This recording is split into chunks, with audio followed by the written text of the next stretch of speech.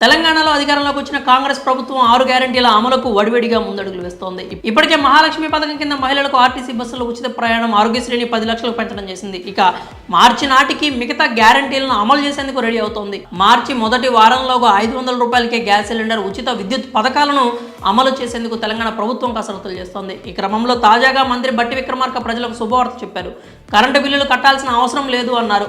తాజాగా మంత్రి బట్టి విక్రమార్క మాట్లాడుతూ మార్చి నెల నుంచి 200 యూనిట్ల లోపు విద్యుత్ వాడుకునే వినియోగదారులు కరెంటు బిల్లులు కట్టాల్సిన అవసరం లేదని స్పష్టం చేశారు. త్వరలోనే కొత్త విద్యుత్ పాలసీలను కూడా తీసుకురానున్నట్లు ప్రకటించారు.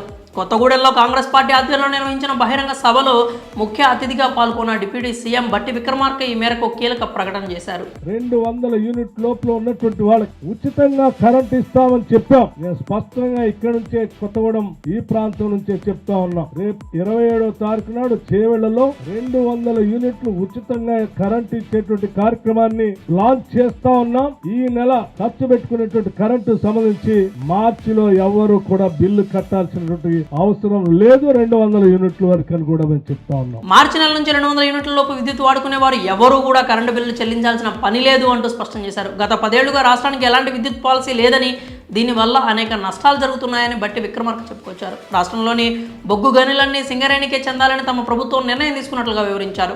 80% ఉద్యోగాలు స్థానికులకే ఇవ్వాలని రాష్ట్ర సర్కార్ ఇప్పటికే ఉత్తర్వులు జారీ చేసింది అన్నారు. అయితే గత 10 ఏళ్లుగా కనీస వేతన చట్టం లేక లక్షలాది మంది కార్మికులు నష్టపోయారని బట్టి విక్రమార్క వివరించారు.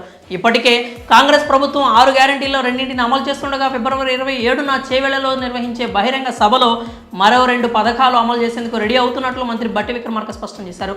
అలాగే డ్వాక్రా సంఘాలకు త్వరలోనే వడ్డీ లేని రుణాలు కూడా అందించనున్నట్లు ప్రకటించారు. వడ్డీ లేనటువంటి రుణాలు, మహిళలకి సెల్ఫ్ హెల్ప్ సంబంధించి వడ్డీ లేనటువంటి రుణాలు, ఆ వడ్డీ లేనటువంటి రుణాలను కూడా తిరిగి కాంగ్రెస్ ప్రభుత్వం కొద్ది రోజుల్లోనే లాంచ్ చేయబోతా ఉంది. రాష్ట్రంలో ఉన్నటువంటి కొన్ని లక్షల మంది మహిళలకి వడ్డీ లేని రుణాలు ఇచ్చేటువంటి కార్యక్రమాన్ని కూడా చేయబోతా ఉన్నాం. ఫిబ్రవరి 26 సాయంత్రం 43,000 మంది సింగరేణి కార్మికులకు ₹1,00,00,000 బీమా పథకాన్ని సైతం ప్రారంభించినట్లు చెప్పుకొచ్చారు.